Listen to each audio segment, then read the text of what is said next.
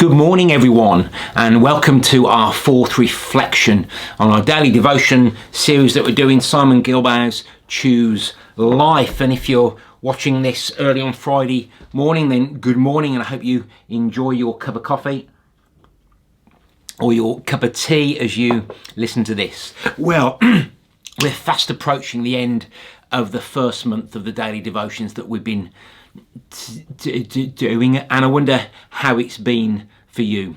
Don't worry if you've not done every day. I think there was a weekend where I just missed a few. It was easy to catch up, or even if you haven't, don't then just put it down. Just pick it up again and just start with wherever we're at. Perhaps you've not started yet. You've wondered, well, is this a bit of a fad?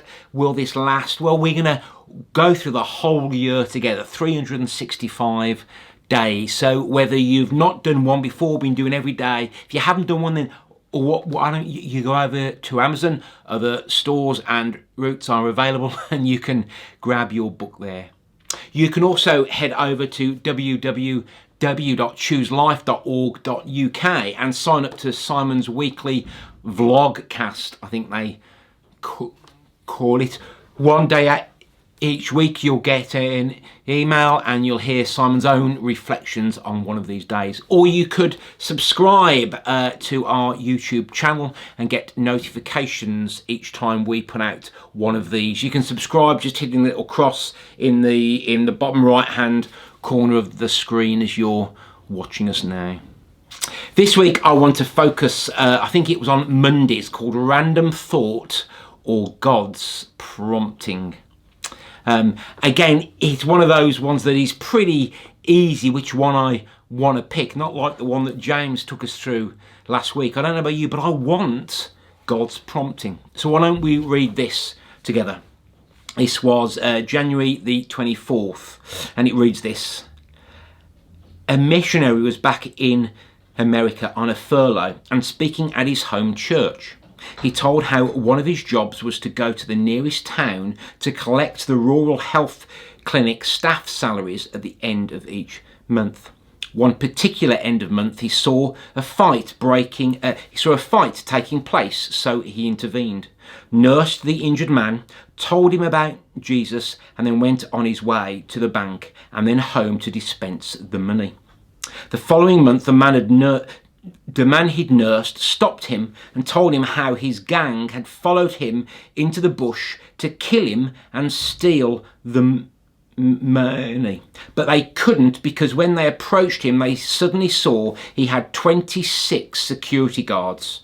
The missionary laughed and insisted he was alone, but the young man was adamant that all 5 of them had seen the guards. At that point in the story, a man in the congregation jumped up excitedly and insisted on knowing the date that had taken place. When the missionary gave him the date, the animated man told him that morning he was about to play golf when he felt the urge to pray for his missionary friend in Central Africa.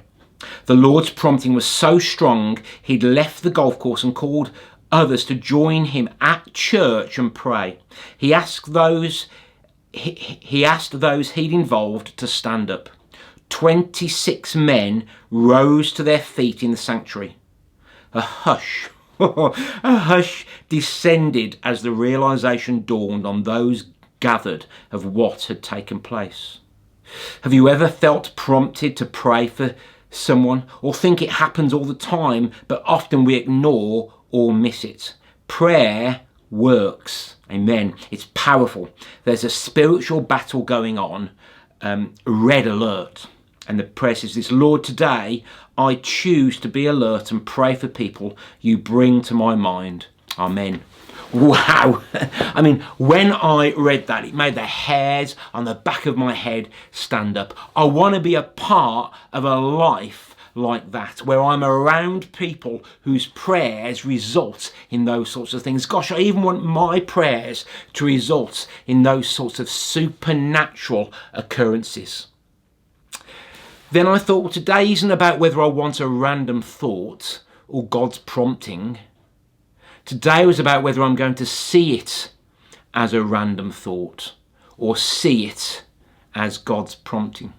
I don't know about you, but often people pop into my head as if from nowhere. Sometimes I pray. Often I push it away as just a random thought, a little odd, a little strange. I'm busy, I'm doing things. And actually, it's in those instances, it's in those decisions where it could very well be God prompting and something like that happen. Yes, but how do I know if it is exactly God who's prompting me? And that's a good question.